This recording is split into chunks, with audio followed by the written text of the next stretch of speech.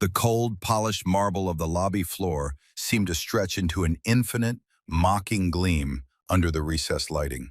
It was a space designed to diminish, to make one feel small before the sheer scale of the wealth it represented. And for Ethan Vance, it was working exactly as his architects had intended. The irony was a bitter taste in his mouth. He stood beside Chloe Davenport, the woman who, for the past 6 months, he had allowed to believe he was a man struggling to keep pace with her world. She gestured expansively with a perfectly manicured hand, her diamond bracelet catching the light and scattering it like fractured stars. "Look at this place, Ethan," she said, her voice a mixture of awe and something else, a subtle, condescending pity directed at him. "This is the azure, the absolute pinnacle. This is where the real players live." She turned to him, her gaze sweeping over his simple, well-made but unbranded wool coat. "This is a different league. My father's firm has a satellite office on the 40th floor, you know. He says you can feel the power in the air here." Ethan said nothing. He simply slid his hand into his pocket, his fingers brushing against the cool, smooth surface of a single, heavy keycard. It was black, featureless, save for a small, embossed silver A, the master key. Chloe misread his silence as intimidation. A small, tight smile played on her lips. "I know it's a lot to take in," she continued, her tone softening into the kind of gentle condescension one might use on a child. "It's okay to feel overwhelmed, but I wanted you to see it, to understand what I'm talking about when I say I have certain standards, aspirations." She then delivered the line that would echo in the silent chambers of his memory for years to come. "We've had fun, Ethan, really, but you have to see it, don't you? We're just not in the same league." She thought he was a mid-level financial analyst, barely making ends meet in a city that devoured such men for sport. She didn't know that every inch of the polished marble she stood on, every pane of glass that soared 70 stories into the sky, every silent elevator and hidden security system belonged to him. Within a week, in the penthouse of this very building, she and her entire family would be reminded that leagues are not determined by what you show, but by what you can prove. I hope this story is already grabbing you. We've all felt underestimated at some point, haven't we? If you're ready to see how this plays out, do me a favor and tap that like button and subscribe to the channel so you don't miss the conclusion. And let me know in the comments where you're watching from. It's always amazing to see how far these stories travel. Now let's get back to how it all began. 6 months earlier, their meeting had been deceptively simple. A meet-cute in a world that was supposed to be free of such contrivances. It was at a small, independent coffee shop, the kind with distressed wood tables and the rich, overwhelming scent of freshly ground beans. Ethan was there not for the aesthetic, but because they were a tenant in one of his smaller commercial properties, and he liked to check in on his businesses personally, albeit anonymously. He was sketching in a notebook, not doodles, but architectural refinements for a community project he was funding. He was dressed in his usual off-duty uniform, jeans, a simple gray sweater, and worn leather boots. He cultivated an image of comfortable anonymity. It was his shield and his observation deck. Chloe had swept in like a miniature, fashionable hurricane, talking loudly into her phone about some brunch catastrophe. She was undeniably striking. A cascade of blonde hair, a face of sharp, beautiful angles, and an energy that demanded attention. When she'd ended her call with an exasperated sigh, she turned and found him looking. He hadn't meant to stare, but her sheer force of presence was captivating. "Can I help you?" she'd asked, her tone sharp, defensive. Ethan had simply smiled, a slow, disarming smile that had, on occasion, calmed much more hostile boardrooms. "I'm sorry," he said, his voice calm and even. "I was just admiring your negotiation skills. That brunch didn't stand a chance." The unexpected compliment disarmed her. The hardness in her eyes softened, replaced by a flicker of curiosity. A laugh escaped her, genuine and surprisingly warm. You have no idea. The incompetence is staggering. She looked at his notebook. What are you drawing? Just ideas, he'd replied, closing it. He learned long ago that revealing his work invited questions he preferred not to answer. I'm Ethan. Chloe, she said, extending her hand. Her handshake was firm, confident. So, what do you do when you're not critiquing the brunch-related meltdowns of strangers? Here was the first test, the first divergence in the path. He could have told her the truth. I'm an architect and a developer. I build things. I own things. But he saw the designer handbag slung over her shoulder, the subtle but expensive watch on her wrist, the faint air of someone who evaluated the world through a lens of material value. And a quiet, uncharacteristic experiment began to form in his mind. He was weary of the assumptions that came with his wealth, the instant shift in people's behavior when they learned his net worth. He wanted, just once, to be seen for himself. I'm a financial analyst, he said. The lie was simple, plausible. It was a role he understood well enough to discuss, a profession that was respectable but not remarkable, placing him squarely in the vast, hard-working middle.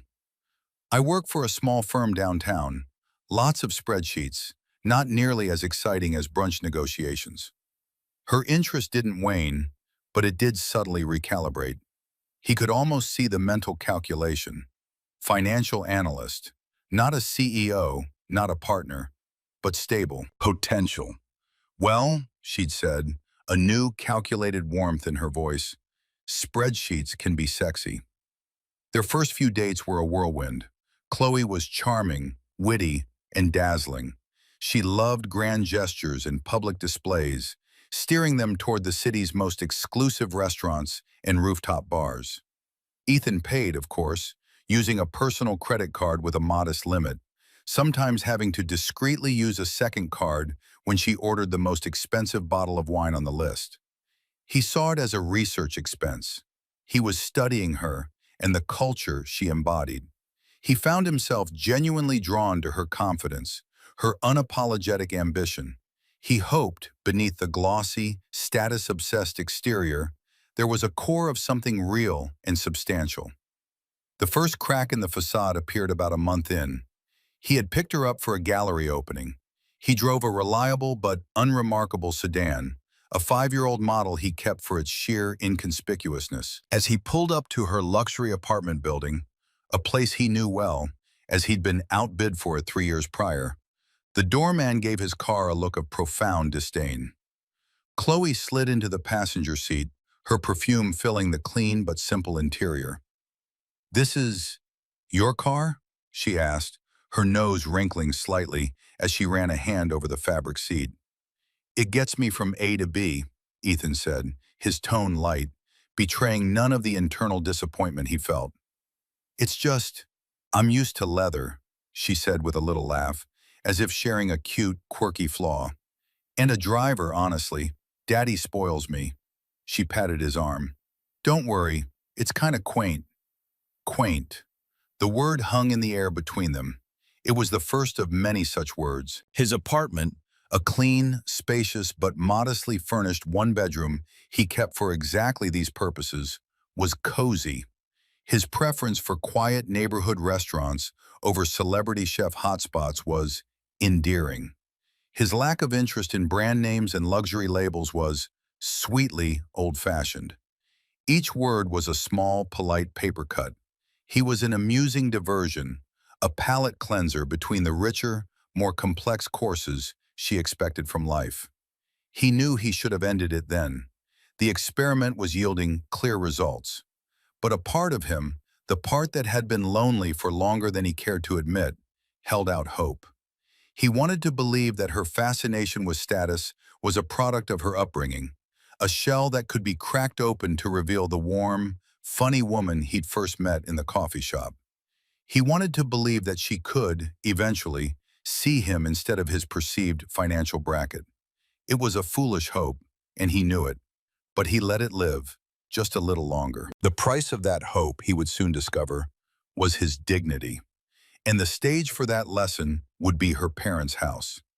The invitation to Sunday dinner at the Davenport estate was presented not as a request, but as a summons. Chloe announced it with an air of theatrical gravity. "My parents want to meet you," she'd said, as if she were bestowing upon him a rare and coveted honor. "This is a big deal, Ethan, so please try to make a good impression." The implication was clear. His current state was not impressive enough. She took him shopping the day before. It was a humiliating ordeal. She steered him through a high-end department store, holding up shirts and jackets, her expression a mixture of strained patience and clinical assessment. "No, not that one. The cut is all wrong for you," she'd say, snatching a cashmere sweater from his hands. "This one. The color will at least make you look a bit more prosperous." He bought the clothes she selected, paying with the same modest credit card. He felt like an actor being fitted for a costume in a play he had no desire to be in. The clothes felt foreign on his skin, a scratchy, ill-fitting disguise. He was Ethan Vance, a man who could buy the entire department store with a single phone call, being dressed up like a doll by a woman who thought he couldn't afford a decent suit. The dramatic irony was so thick he felt he could choke on it. The Davenport estate was less a home and more a monument to wealth. A long, winding driveway cut through acres of manicured lawn, leading to a sprawling stone mansion that looked like it had been airlifted from the English countryside. As Ethan parked his quaint sedan between a gleaming black Bentley and a cherry-red Porsche, he felt a familiar sense of detachment. He had designed homes like this. He knew their secrets, the hidden costs, the structural compromises, the constant draining upkeep required to maintain such a facade of effortless grandeur. Richard and Eleanor Davenport were exactly as he had pictured them. Richard was a tall man who had gone soft in the middle, with a florid face and a handshake that was less a greeting and more a test of strength. He sized Ethan up with a single, sweeping glance, his eyes lingering for a moment on the new, Chloe-approved blazer before dismissing him entirely. Eleanor was thin, elegant, and silent. She moved with a brittle grace, her smile a fixed, painted-on thing that never reached her eyes. She was the silent enabler, a woman who had long ago traded her own voice for a life of curated luxury. Dinner was a masterclass in subtle condescension. The dining room was cavernous, dominated by a long mahogany table polished to a mirror shine. Ethan sat silently as Richard held court, boasting about a recent acquisition, name-dropping politicians and CEOs, and complaining about the dreadful state of the modern work ethic. Every so often he would direct a question at Ethan, his tone dripping with paternalistic amusement. "Chloe tells me you're an analyst, Ethan," Richard said, pausing to take a loud sip of his wine. "Crunching the numbers, eh? Important work. Someone's got to do it." "It has its moments," Ethan replied, his voice even. He met Richard's gaze without flinching. I'm sure it does," Richard said, waving a dismissive hand. "But what's your ambition, son? What's the 5-year plan? You're not going to be crunching numbers forever, are you?" Before Ethan could answer, Chloe jumped in, her voice bright and falsely cheerful. "Oh, Daddy, don't interrogate him. Ethan is very methodical. He likes stability." She placed a hand on Ethan's arm, a gesture that was meant to look affectionate, but felt possessive, proprietary. She was managing him, presenting him in the least threatening light possible. The true humiliation, however, was saved for after dinner. Richard led Ethan into his study, a room paneled in dark wood and smelling of leather and old money. He gestured for Ethan to sit in a small, uncomfortable chair while he settled into the throne-like seat behind his massive desk. "Listen, Ethan," Richard began, leaning forward and steepling his fingers. "I like you. You seem like a decent fellow, and you make my daughter happy, for now." He paused, letting the final 2 words hang in the air. "But I'm a practical man. Chloe is used to a certain lifestyle, a lifestyle you, and let's be blunt here, cannot provide." Ethan remained silent. His heart was beating a slow, steady rhythm. He felt a strange sense of calm, the calm of a strategist watching his opponent move his pieces exactly as predicted. In his jacket pocket, his fingers found the slim leather portfolio he'd brought with him. He hadn't intended to use it, but he'd brought it out of instinct. A soldier always brings his weapon to the battlefield. "She's a brilliant girl, my Chloe," Richard continued, blind to Ethan's composure. "But she's got expensive tastes, always has, and I won't see her future compromised. I won't have her settling." "I have no intention of letting her settle," Ethan said, his voice quiet but firm. Richard chuckled, a low, rumbling sound of pure condescension. "Of course not, but intention doesn't pay for couture, my boy. It doesn't secure a table at the right restaurants or a penthouse with a view." He leaned back, a magnanimous smile spreading across his face. "So, I have a proposition for you, a way to give you a leg up. I have a position opening in my company, in the mailroom." The mailroom. The words landed in the silent room with a soft, dull thud. "It's a starting point," Richard said, clearly pleased with his own generosity. "You'd be sorting mail, making deliveries within the building. It's honest work, and it would put you in a corporate environment, show you how the big boys operate. More importantly, it would show me that you're serious, that you're willing to do what it takes to be worthy of my daughter." He was offering him a job that paid less than the property taxes on Ethan's smallest building.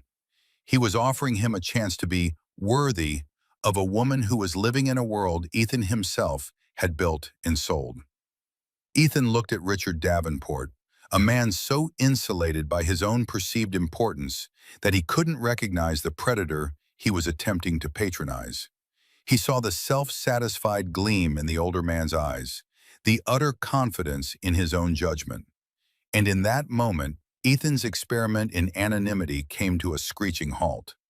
This was no longer about hoping to find a genuine connection. This was about justice. He thought of the portfolio in his pocket. Inside was the final prospectus for the Azure, the 70-story monument to his vision, his work, his success. The building where Richard Davenport's firm was merely a tenant, paying exorbitant rent for the privilege of having an office on the 40th floor. Ethan stood up. He looked Richard squarely in the eye, and for the first time that evening, he allowed a fraction of his true self to show. A cold, hard glint of steel. "Thank you for the offer, Richard," he said, his voice devoid of any warmth. "I'll give it the consideration it deserves." As he walked out of the study, leaving Richard looking momentarily confused by his sudden shift in demeanor, he passed Eleanor in the hall. She gave him a brief, pitying smile, and Chloe, waiting by the door, grabbed his arm. "What did he say? Did he like you? Did he offer you a job?" she asked, her eyes wide with a mixture of hope and anxiety. "Yes," Ethan said, looking down at her. "He offered me a job." He didn't elaborate.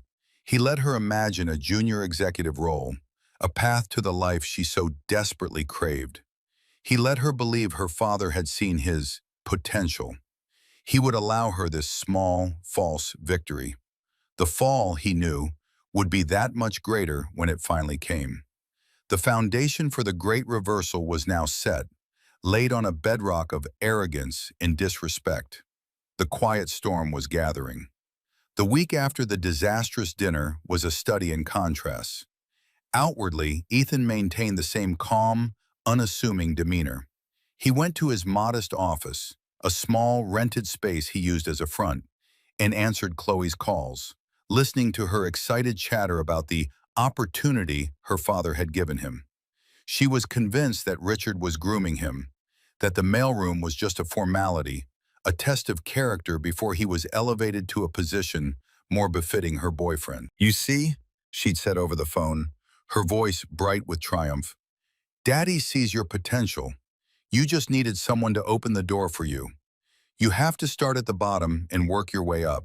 That's how it's done." He would murmur non-committal agreements, the words feeling like ash in his mouth. Each conversation was another small cut, another drop of fuel on the slow-burning fire of his resolve. While Chloe was busy planning his imagined ascent up her father's corporate ladder, Ethan was engaged in a very different kind of planning.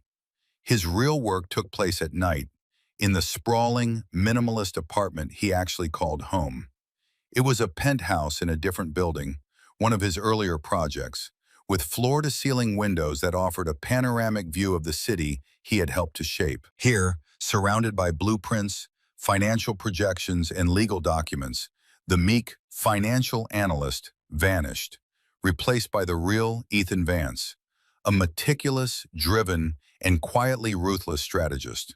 He spent hours with Marcus Harrison, his sharp-witted and fiercely loyal lawyer. They sat at a massive glass table, the city lights twinkling below them like a conquered kingdom. The mailroom, Marcus had repeated, a slow, dangerous smile spreading across his face when Ethan recounted the offer. Richard Davenport offered you a job in the mailroom? He let out a low whistle. The man's arrogance is breathtaking. He has no idea his company's lease renewal for the Azure office is on your desk, does he? None at all, Ethan confirmed, his gaze fixed on the document in question. It was a thick stack of papers detailing the terms of the 5-year lease for the 40th and 41st floors of the Azure. Davenport's firm, Davenport and Stern, paid a premium for that space, a fact Richard often boasted about as a sign of his success. The lease was due for renewal in 2 months, and the signatory for the building's ownership company was, of course, Ethan. And he has no idea that Davenport and Stern's primary lender, Sterling Capital, was acquired by your holding company 6 months ago? Marcus continued, tapping a different file. He just sees the same bank name, Ethan said. He doesn't bother with the details of who owns the bank. He just knows his credit line is secure. For now. This is beautiful, Ethan. It's a corporate siege in 3 acts, Marcus said, his eyes gleaming. The landlord, the lender. What's the third? Ethan slid a thin folder across the table. It was labeled Project Phoenix. It contained the architectural plans and acquisition proposal for the very building that housed Davenport and Stern's headquarters. The building's owners were in quiet financial distress, and Ethan's firm had been in secret negotiations to buy it for weeks. Marcus opened the folder and let out a soft laugh. You're not just going to terminate his lease. You're going to become his landlord at his main office too, and you already own his debt. Ethan, this isn't a chess match. You've surrounded his king with 3 queens while he's still figuring out how to move his pawns. He drew the map, Ethan said, his voice cold. He and his daughter. They believe the world is divided into leagues. They believe worth is measured by a brand name on a suit or the size of a car. I'm simply going to provide them with a more accurate form of measurement. The humiliation, however, was not yet complete. The universe, it seemed, demanded one final act of condescension before the scales could be balanced. Chloe, buoyed by the belief that Ethan was on the verge of becoming acceptable, decided it was time he saw what he should be aspiring to. She called him, her voice bubbling with excitement. I have a surprise for you, she announced. Clear your Saturday. We're going on a tour. A tour of what? Ethan asked, already sensing the trap. The Azure, she squealed. The penthouse. I pulled some strings with my father's contact. It's not actually on the market. It's the developer's private residence, but he's out of the country, so we can get a private look. I want you to see it, Ethan. I want you to see what we could have one day. If you work hard and play your cards right. The developer's private residence. His private residence. She had, through some mid-level building manager her father knew, arranged a tour of his own home. The absurdity was so profound it was almost sublime. He could have shut it down with a single word. He could have told her the truth right then. But the image of Richard Davenport offering him a job in a mailroom was still burned into his mind. No, the lesson needed to be delivered in person. It needed an audience. That sounds aspirational, Ethan said, choosing his word carefully. Exactly. I want to inspire you, she said, completely missing the irony. My parents are going to meet us there. They're curious to see it too. It will be fun. like a little family outing. A family outing. The stage was being set, and the actors were all assembling, blissfully unaware of the script's final, shocking twist. The quiet before the storm was descending. The Saturday of the tour dawned bright and clear, the sky a crisp, brilliant blue. It was the kind of day that made the city look like a promise, a place where anything was possible. For Ethan, it felt like the calm, deep breath before a plunge into icy water. He dressed with meticulous care, not in the expensive costume Chloe had chosen for him, but in his own clothes. A simple, dark gray turtleneck sweater made of soft merino wool, tailored black trousers, and the same worn leather boots. It was the outfit of a man comfortable in his own skin, a man who had nothing to prove. When he arrived at Chloe's apartment building, the doorman gave him the now familiar look of disdain. Chloe was waiting in the lobby, tapping her foot impatiently. She took one look at his outfit and her face fell. "Ethan, what are you wearing?" she asked, her voice a sharp, frustrated whisper.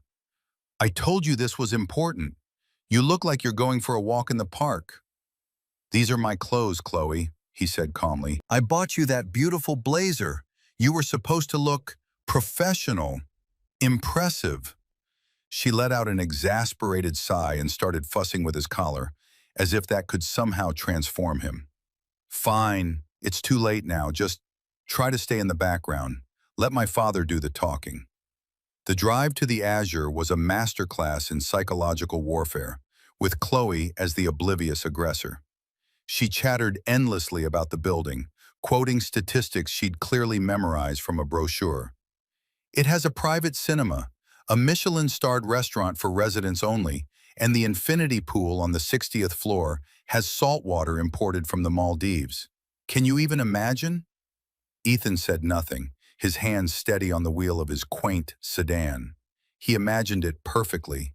He had signed the purchase orders. "When you start at Daddy's company," she continued, her voice taking on a dreamy quality, "we'll have to start saving, seriously saving.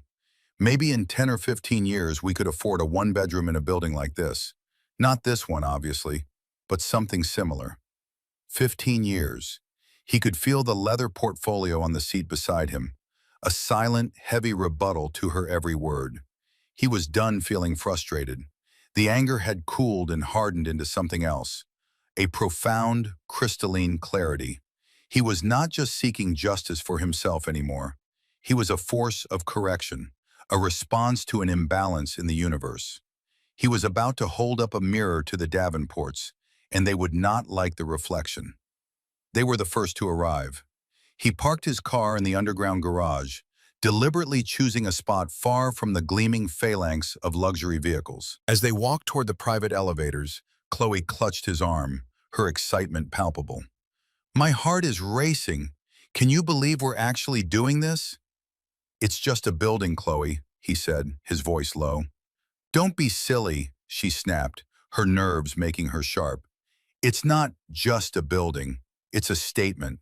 It's proof that you've made it." They rode the private elevator in silence. It was a high-speed, whisper-quiet machine that ascended the 70 floors in under a minute. The interior was paneled in the same dark, polished wood as Richard Davenport's study, a small, deliberate architectural echo Ethan had designed himself. As the doors slid open, they stepped not into a hallway, but directly into the penthouse itself. The effect was exactly as he had planned. The entire west-facing wall was a single, seamless sheet of glass, revealing a breathtaking, godlike view of the city and the river beyond. The afternoon sun streamed in, illuminating the vast, open-plan space. The floors were wide planks of pale oak. The furniture was minimal, elegant, and brutally expensive, pieces he had personally selected from designers in Milan and Stockholm. It was a space that spoke not of clutter or ostentatious display, but of pure, confident, and absolute power. Chloe was speechless. She walked almost in a daze toward the great glass wall, her hand outstretched as if to touch the sky. "My God," she whispered, "it's perfect." Ethan walked to the center of the room and placed his leather portfolio on a massive, low-slung marble coffee table. He felt a sense of profound calm settle over him. He was home. A moment later, the elevator chimed again, and Richard and Eleanor Davenport stepped out. Richard was flushed, his chest puffed out, already performing the role of the man who belonged in such spaces. Eleanor was, as ever, a silent, impeccably dressed accessory. "Well, well," Richard boomed, his voice echoing in the cavernous room. "Quite the place. Have to hand it to the developer. He didn't cut any corners." He clapped Ethan on the shoulder, a gesture of patronizing bonhomie. "See this, Ethan? This is what ambition gets you. Take a good look. Drink it all in. This is the goal." Chloe, recovering from her initial awe, drifted back to Ethan's side. She linked her arm through his, pulling him closer to her parents. It was a gesture of ownership, of presenting her project. "Isn't it amazing? I wanted Ethan to see what he should be working towards." Eleanor gave Ethan another one of her pitying smiles. "It's important to have dreams, dear," she said, her voice thin as tissue paper. Richard then turned his full attention to Ethan. The time for pleasantries was over. This was a continuation of the interrogation from his study. "So, Ethan," he said, his tone shifting, becoming more serious, "have you given any more thought to my offer? The position in the mailroom?" He said the word mailroom loudly, ensuring everyone heard it, framing it as a test of Ethan's humility and desire. Chloe's grip on Ethan's arm tightened. Her face was a mask of strained encouragement. "Say yes," her eyes pleaded. "Show him you're willing." This was it, the final piece of the puzzle, the ultimate humiliation, delivered in the heart of his own sanctuary, in front of the woman he had once cared for and her family. The quiet storm was about to break. Ethan gently disengaged his arm from Chloe's grasp. He turned to face Richard, a small, unreadable smile on his lips. "I have, Richard," he said, his voice calm and measured, yet carrying a new weight that made everyone in the room unconsciously straighten up. "I've given it a great deal of thought." He paused, letting the silence stretch, letting the tension build. The sun was beginning to dip lower in the sky, casting long shadows across the oak floor. The city below was beginning to glitter with evening lights. "Your offer was very illuminating," Ethan continued, his gaze steady. "It taught me a lot about you, about your values, about how you see the world." Richard's face clouded over. This was not the grateful, cap-in-hand response he had expected. "And what's that supposed to mean?" he asked, his voice losing some of its bluster. Ethan took a step toward the marble coffee table and rested a hand on his leather portfolio. The symbolic object, the repository of his hidden power. "It means," Ethan said, his voice dropping slightly, becoming quieter but somehow more powerful, "that I am forced to decline your offer." He looked from Richard to Eleanor, and finally to Chloe, whose face was now a canvas of confusion and dawning apprehension. "You see," he said, his smile vanishing, replaced by an expression of cold, hard clarity, "I have a standing policy against taking jobs for which I am profoundly, unequivocally overqualified." The quiet bomb had been dropped. The fuse was lit. The great reversal had begun. The silence that followed Ethan's statement was a physical presence in the room. It was heavier than the marble table, more vast than the panoramic view. Richard Davenport's jovial, condescending mask crumbled, replaced by a look of slack-jawed disbelief. Eleanor's painted-on smile froze and then fractured, and Chloe just stared at him, her blue eyes wide with a confusion that was rapidly souring into anger. "What did you just say?" Richard finally managed to sputter, his face turning a dangerous shade of purple. "Overqualified? For a position I generously created for you? Do you have any idea how arrogant you sound?" "Arrogance is a matter of perspective, Richard," Ethan replied, his voice still unnervingly calm. He didn't raise it. He didn't need to. His quiet confidence was more commanding than any shout. "For example, Some might consider it arrogant to offer a man a mailroom job in a building where you are merely a tenant. He let that sentence land. He watched as the gears turned slowly in their minds, the implication too outlandish for them to immediately grasp. Chloe was the first to react, with a short, sharp, disbelieving laugh. A tenant? What are you talking about, Ethan? My father's firm is a major name. They have 2 floors here. She turned to her father, looking for confirmation, for a dismissal of this absurdity. He's right, Chloe, Ethan said, his gaze locked on Richard. Davenport and Stern leases the 40th and 41st floors. A 5-year lease, if I recall. The renewal for which is coming up in 63 days. He paused. It's a very detailed document. I was reviewing it just last night. Richard's eyes narrowed. The confusion was now tinged with a specific, corporate kind of fear. This was not the language of a mid-level analyst. This was the language of someone who read leases, someone who held power. How would you know that? He demanded, his voice a low growl. Ethan walked slowly over to the great glass wall, standing with his back to the room, looking out over the city. His city. I know it because I'm the one who will be signing it, or more accurately, the one who will be declining to renew it. He turned back to face them. The afternoon sun haloed his silhouette, making it impossible for them to read his expression clearly. He was a figure of judgment, silhouetted against a backdrop of his own creation. You can't be serious, Chloe whispered. The words were a plea. Her reality was beginning to warp, to twist into a shape she could not recognize. Ethan, stop this. This isn't funny. You're embarrassing me in front of my parents. Embarrassment, Ethan said, taking a step back toward the coffee table. Let's talk about embarrassment, Chloe. He began to catalog the grievances, his voice a steady, relentless metronome of truth.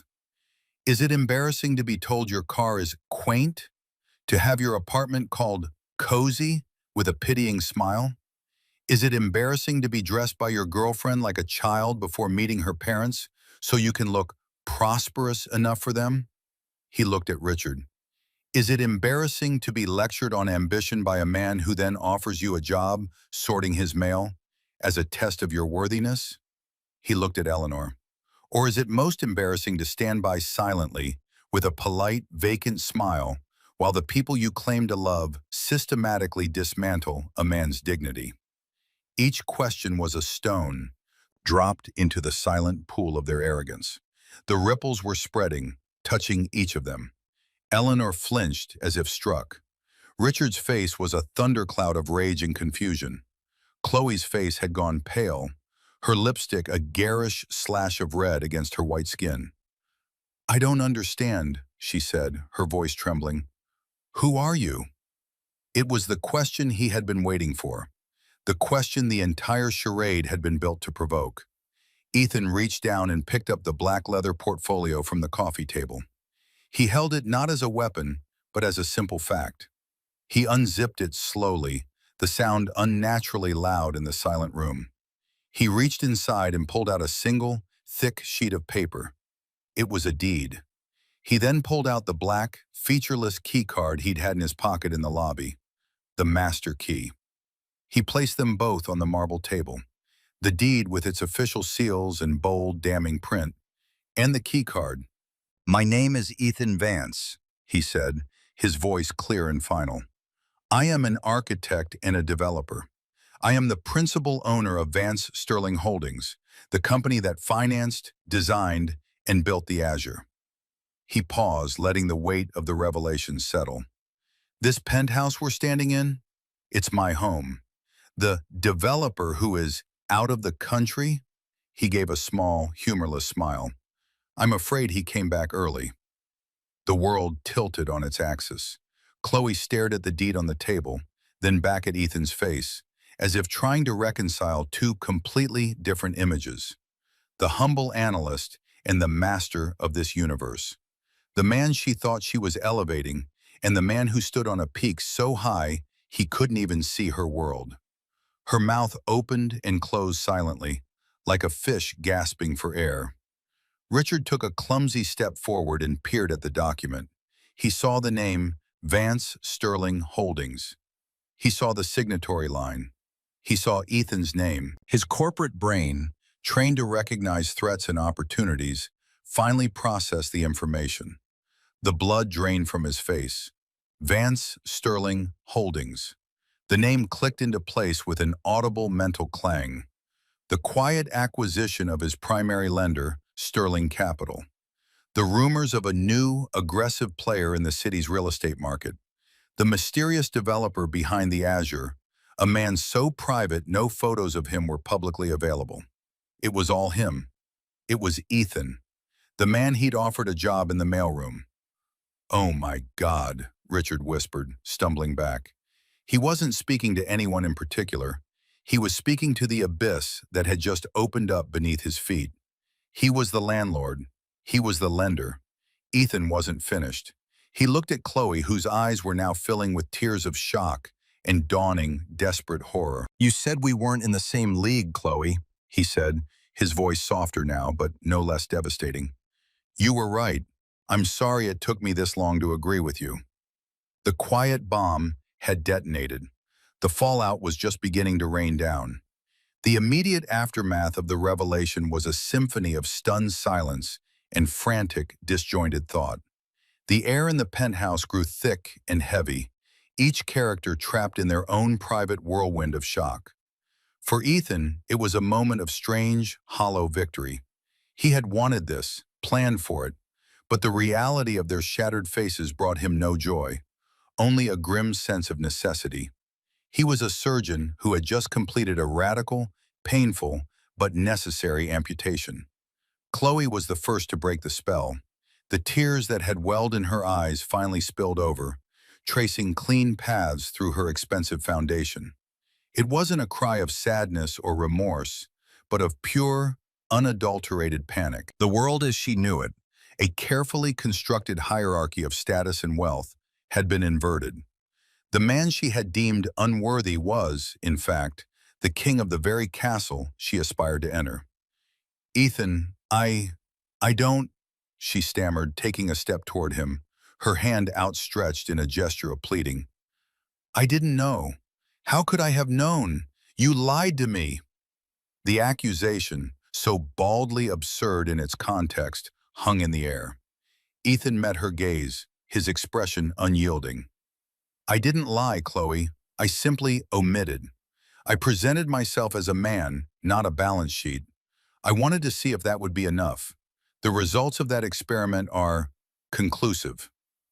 But this changes everything," she insisted, her voice gaining a desperate, shrill edge. "Don't you see? This is wonderful. You and me. We can have all of this." She gestured wildly around the room, at the priceless view, the designer furniture. She was trying to reassimilate him into her worldview, to upgrade his status from charity project to grand prize. Her mind was scrambling to salvage the situation, to rewrite the narrative so that she was still the protagonist. "There is no we, Chloe," Ethan said, his voice gentle but firm as granite. "There can't be. You weren't interested in a partnership with Ethan Vance, the man. You were interested in the potential for him to one day afford a lifestyle you felt you deserved. The irony is, the man you dismissed already owned it all. You just couldn't see past the brand of his suit." While Chloe was grappling with the personal catastrophe, Richard Davenport was processing the professional one. His face, which had been pale with shock, was now slick with a cold sweat. He understood the implications far more quickly and deeply than his daughter. The lease, the loan, the very foundation of his business empire was suddenly resting in the hands of the man he had just mortally insulted. "Vance Sterling Holdings," Richard murmured, the name a curse on his lips. "You acquired Sterling Capital." It wasn't a question. It was a statement of dawning horror. 6 months ago, Ethan confirmed, "a quiet transaction. We've been reviewing all of their major accounts. Yours is particularly interesting." Richard's bluster was gone, replaced by the raw, naked fear of a man about to lose everything. "Look, Vance, Mr. Vance," he corrected himself, the shift in title a clear signal of surrender. What happened before, it was a misunderstanding, a joke in poor taste. I was just testing you, son, seeing if you had grit. The pathetic attempt to reframe his insult as a test was so transparent that Ethan almost felt a flicker of pity for him. Almost. A test? Ethan repeated, his voice dangerously soft. Let me be clear, Richard. You failed. You, your wife, your daughter. You all failed a test of character, of basic human decency. Just then the private elevator chimed again. The sound made all three Davenports jump. The doors slid open to reveal the calm, imposing figure of Marcus Harrison. He was dressed in a perfectly tailored dark suit, carrying a sleek leather briefcase. He nodded once to Ethan, a silent acknowledgement, before his sharp gaze swept over the shattered family. He was the unexpected ally, arriving not with a sword, but with contracts. The executioner cloaked in legal precision. Mr. Vance, Marcus said, his voice crisp and professional. I trust I'm not interrupting. You're right on time, Marcus, Ethan replied. Mr. Davenport, his wife Eleanor, his daughter Chloe. This is my legal counsel, Marcus Harrison. Marcus gave them a thin, predatory smile. A pleasure, he said, the words conveying the exact opposite sentiment. He walked to the marble coffee table and placed his briefcase next to Ethan's portfolio, clicking it open with two sharp snaps. We have a few items to discuss. He pulled out a slim file folder. First, he began, addressing Richard directly, the lease for the 40th and 41st floors of this building. As Mr. Vance indicated, Vance Sterling Holdings will not be offering a renewal. You will be required to vacate the premises within 90 days of your current lease's expiration. That's 153 days from today. We trust that will be sufficient time to find a new, more suitable location for your operations. Richard looked as if he'd been punched in the gut. His prestigious Azure address was a cornerstone of his company's image. Losing it would be a public humiliation, a clear signal to the market that Davenport and Stern was in trouble. You can't do that, Chloe cried out, her focus shifting from her personal loss to the threat against her family's status. My father's company has been a loyal tenant. Loyalty is a two-way street, Ms. Davenport, Marcus said coolly, not even bothering to look at her. He pulled out a second, much thicker folder. Second, the outstanding line of credit and various business loans held by Davenport and Stern with Sterling Capital, which, as you now know, is a wholly owned subsidiary of Vance Sterling Holdings. He opened the folder. We have identified several covenants that are in technical, though not yet material, breach. Given the new information regarding our professional relationship, our risk assessment committee has decided to call in the full balance of these loans. Payment is due in full in 60 days. This was the kill shot. Richard staggered back and sank into one of the expensive minimalist armchairs, his face ashen.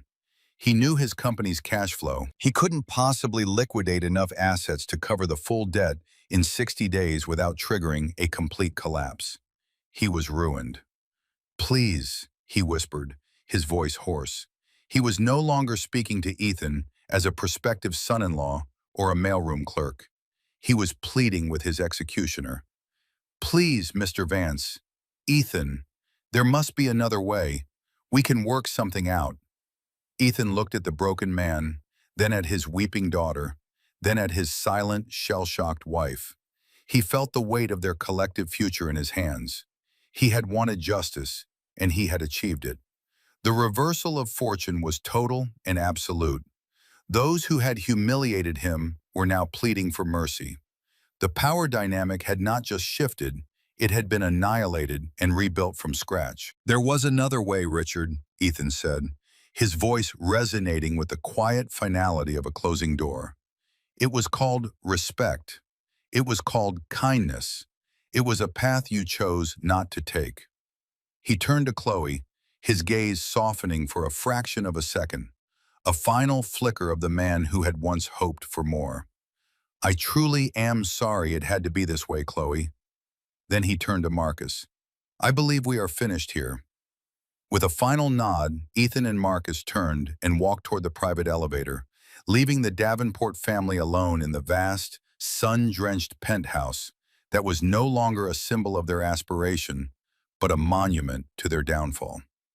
As the elevator doors slid shut, the last thing Ethan saw was Chloe's face, a mask of utter devastation, finally understanding the true meaning of being in a different league. The days that followed the confrontation in the penthouse were a blur of calculated, decisive action for Ethan and a spiral of frantic damage control for the Davenports. The consequences, once set in motion, unfolded with the inexorable logic of gravity.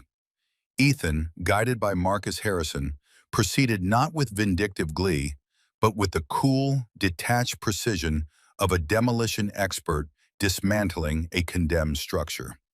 The goal was not to inflict needless cruelty, but to ensure a clean, final separation. Richard Davenport, in a desperate, last-ditch effort to save his company, tried to leverage public opinion. He leaked a carefully spun version of the story to a few friendly financial journalists, painting himself as the victim of a ruthless corporate raider, a wolf in sheep's clothing, who had used his daughter to gain proximity to his business. It was a foolish, desperate move. Marcus Harrison countered it with a single, devastatingly effective press release. It was a masterwork of corporate communication, stating only the verifiable facts. Vance Sterling Holdings had acquired Sterling Capital as part of a larger strategic investment. A standard review of all major accounts had been initiated. The decision not to renew Davenport and Stern's lease at the Azure was based on a strategic realignment of the property's tenant profile. The calling in of the loans was a prudent financial measure based on a reassessment of risk. There was no mention of Chloe, no mention of the mailroom, no mention of the personal betrayals. The statement was cold, professional, and utterly irrefutable. It made Richard's emotional, self-serving narrative look like the ravings of an unstable and unreliable businessman. The market agreed. Davenport and Stern's stock, already fragile, began to plummet. Chloe, meanwhile, attempted a different strategy, a campaign of personal appeals. She bombarded Ethan's phone with calls, texts, and long, rambling voicemails. They were a chaotic mix of apologies, accusations, and declarations of love. "Ethan, please, you have to talk to me," one voicemail began, her voice thick with tears. "I was wrong. I was so wrong. I was shallow and stupid. It was how I was raised, but I can change. I love you, I really do. I love the man I met in the coffee shop, not the billionaire. We can go back to that." A few hours later, another message would arrive, this one laced with anger. "How could you do this to my family? You used me. You played this sick game, pretending to be someone you weren't, just to humiliate us. You're a monster, a cold-hearted snake." Then it would swing back to pleading. "Just give my father a chance. Give him more time. He'll pay you back every cent. Don't destroy him. Don't destroy us." Ethan listened to the first few messages, his expression unchanging. He felt a distant pang of pity for her. She was a product of her environment, a prisoner of the shallow values she had been taught since birth. But pity was not a foundation upon which to build a relationship, nor was it a reason to halt the course of justice. He instructed his assistant to block her number. He needed silence to move forward. The most telling communication came not from Chloe or Richard, but from Eleanor. A week after the confrontation, a handwritten letter arrived at his office. The envelope was made of thick, expensive, cream-colored paper, her penmanship elegant and precise. Ethan opened it, expecting another plea for mercy, but the contents were different. "Mr. Vance," it began, "I am writing to you not to ask for your forgiveness, as I do not believe I have earned it, nor to request your pity, as I am certain my family has exhausted it. I am writing to say that you were right. Your words in the penthouse that day were cruel, but they were also true. I have been a silent, smiling accomplice to the arrogance of my husband and the shallowness of my daughter for 30 years. I traded my voice for comfort, my integrity for security. I saw how they treated you. I saw the small, daily cruelties, and I did nothing. I cannot change what has been done. The consequences my husband now faces are of his own making. The heartbreak my daughter feels is a direct result of her own choices. But I can at last stop being silent. I have told my husband that I will not stand by him as he continues to lie and cast blame. I have told my daughter that her worth is not dependent on the man she is with or the price of her handbag. I doubt they have heard me. They have not had practice in listening to me. But I will continue to speak, if only for myself. You have taken my husband's company, but you have given me back my voice. It is a strange and terrible transaction. I do not thank you, but I do acknowledge the truth you forced me to see. Sincerely, Eleanor Davenport. Ethan read the letter twice. Of all the Davenports, she was the only one who seemed to understand. She was the only one who had looked in the moral mirror he had held up and had not flinched away from the reflection. He folded the letter and placed it in his desk drawer. It was a small, unexpected flicker of hope in the wreckage. The 60-day deadline for the loan repayment approached. Richard, unable to secure new financing, as no bank would touch a company that was being actively dismantled by Van Sterling, was forced into a corner. 2 days before the deadline, Marcus Harrison arranged a final meeting. It took place not in Ethan's penthouse or a corporate boardroom, but in a neutral law office. Richard Davenport entered the room a changed man. His expensive suit hung loosely on his frame. His face was gaunt, his eyes hollow. The blustering arrogance was gone, replaced by the quiet, beaten demeanor of a defeated general. "Mr. Vance," he said, his voice a dry rasp. "Richard," Ethan replied, his tone neutral. "I can't pay," Richard said simply. "You know I can't. You've won. Take the company. It's yours."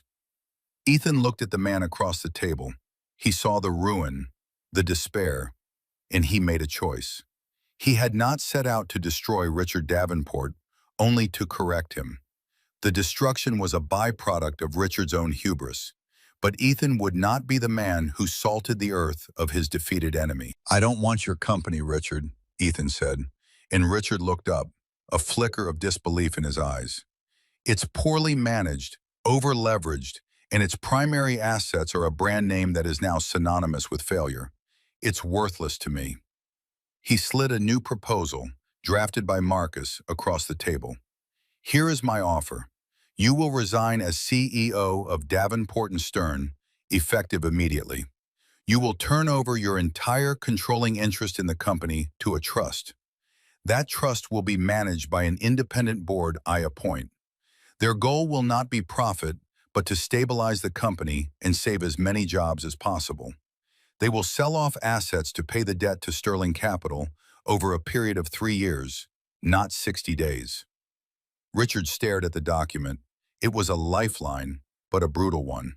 He would lose his company, his power, his identity, but the company itself and the hundreds of people it employed might survive. "And what do I get?" Richard asked, his voice barely a whisper. "You get to avoid personal bankruptcy," Ethan said coldly. "You get to keep your house, and you get a generous severance package, conditional on your complete and total silence regarding this matter. You will retire. You will disappear. If you ever speak my name or my company's name in public again, this offer is void, and Marcus will personally oversee the liquidation of every last asset you own, down to your cufflinks. Is that clear?" Richard nodded slowly, his shoulders slumped in defeat. He had been stripped of his power, but not utterly destroyed. It was a form of justice that was both complete and merciful. He signed the papers without another word. The final loose end was Chloe. 2 weeks after her father's retirement was announced, Ethan received a message forwarded by his assistant. It was from a new number. "Can we please talk? Just once." Not a call. In person. The coffee shop, where we met. I'll be there tomorrow at 3 p.m. If you don't come, I'll understand, and I'll never bother you again. Ethan considered ignoring it. There was nothing left to say, but the mention of the coffee shop, the place of their deceptively simple beginning, struck a chord within him. He needed to close the circle, not for her, but for himself. He arrived the next day at 3. The coffee shop was quiet, filled with the soft afternoon light and the familiar smell of roasted beans. Chloe was sitting at the same table where he'd first seen her. She looked different. The designer clothes were gone, replaced by simple jeans and a sweater. Her makeup was minimal. She looked younger, more vulnerable, and profoundly tired. She looked up as he approached, and a sad, knowing smile touched her lips. "You came. You said it would be the last time," he said, remaining standing. "It will be," she said, her voice quiet. "I don't want to ask for anything. I needed to say I'm sorry. Not just for what I said or did, but for who I was. You were right. I never saw you. I was so busy looking for a label, a price tag, that I missed the person. And you were a good person, Ethan. You were kind and patient, and you deserve better than me." It was the first genuine, unconditional apology he had received from her. He could see in her eyes that she meant it. The shock had worn off, replaced by a hard, painful clarity. "My father is a broken man," she continued, looking down at her hands. "My mother has found her voice, which is a miracle I don't think he knows how to handle. She's talking about leaving him. Everything is falling apart, and it's all my fault. I was the one who pushed. I was the one who insisted on my standards." "It wasn't all your fault, Chloe," Ethan said, and for the first time he felt a genuine wave of sympathy. "You were all playing the same game. You just didn't know I owned the board." "What will you do now?" she asked, looking up at him. "I'll keep building things," he said simply, "and I'll try to be more honest about who I am from the beginning." "He's a good man, you know," she said suddenly. "The analyst you pretended to be. I think, if he were real, I might have actually fallen in love with him. Eventually." It was a sad, pathetic confession. A glimpse of a different path, a different life that could never be. Ethan nodded slowly. "I hope you find what you're looking for one day, Chloe." "I don't even know what that is anymore," she whispered. He turned and walked away, leaving her alone with her coffee and the ghosts of what might have been. As he stepped out into the bright afternoon sun, he felt a profound sense of release. The circle was closed. The lesson had been taught, and perhaps even learned. The scales were balanced, and he was free. Months melted into a year. The name Davenport and Stern faded from the financial pages, eventually re-emerging as a smaller, more stable consulting firm under new management. Richard and Eleanor Davenport divorced quietly. Eleanor, true to her word, had found her voice and used it to build a new, smaller, but more authentic life for herself.